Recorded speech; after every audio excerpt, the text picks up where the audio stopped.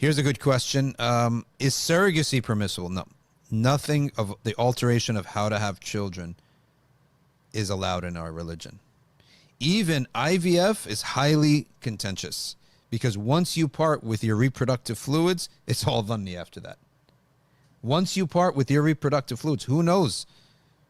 It could be the most honest, upright. I don't know how it works. I mean, she's got a test tube, I guess, and she's got a little bit of your fluid. And she puts one down and, oh, hold on. Wait, Abdullah's fluid. Oh, shoot. Is this Abdullah or is it Salim? Oh, no. Right? Well, they look alike, so here, right? Who the heck knows what's happening behind closed doors of the mistakes that could take place, let alone outright corruptions. And we saw that there is a guy who has over 1,000 kids. You know that? He's insane. He's a guy who got addicted to donating his sperm. And he'd get a high every time a kid was born. And he went and he did that all over Europe, then all over Africa, and all over Asia, to the point that him and his 3 buddies have probably over 1,000 biological kids. So that's why we don't really allow for any alteration of the methods of having children, although there probably are fatwa for IVF. But it's almost like halal meat, right?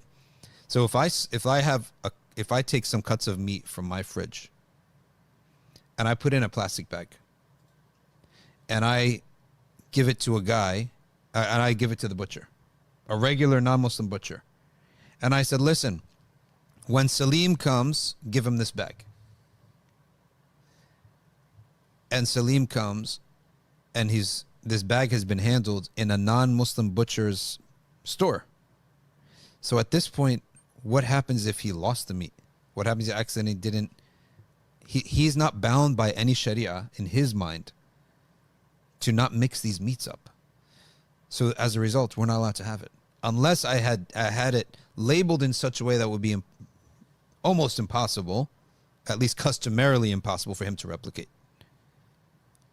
Like I branded it in such a way, like a package that's customarily it's impossible for him to replicate, then I can trust it.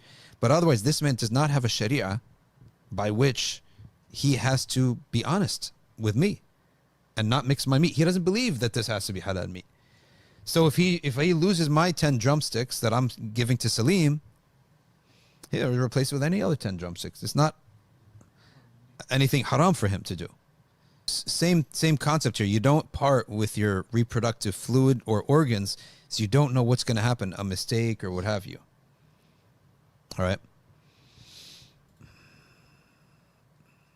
And all right, let's say it happens, because there's a type of fiqh that says what should happen. Then there's a type of fiqh that says, okay, let's say they didn't do it.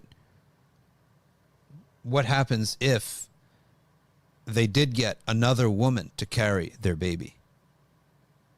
Who is the mom? In ummahatukum illa allai waladnahum. Allah defines the mother. Your mother is the one who gave birth to you. She's the mom.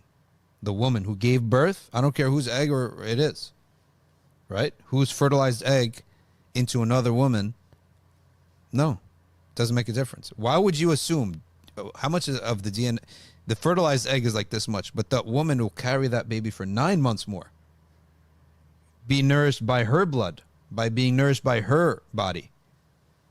And ultimately, at the same time, another argument of that is that what does the society see? We didn't see the fertilization, but we all see the pregnant woman, right? So that's qat'i. The fertilization is dhanni. Definitive and speculative. And Allah has just given us the answer, with or without a reason. In ummahatum illa allai waladnahum. Verily, their mothers are those who gave birth to them. It's amazing how that's a verse of ruling now. It's a verse of law. Whereas before that, it's an obvious statement, right? Same thing. Allah created you males and females. Obvious statement. It's a controversial law now, right? In our societies that we live in.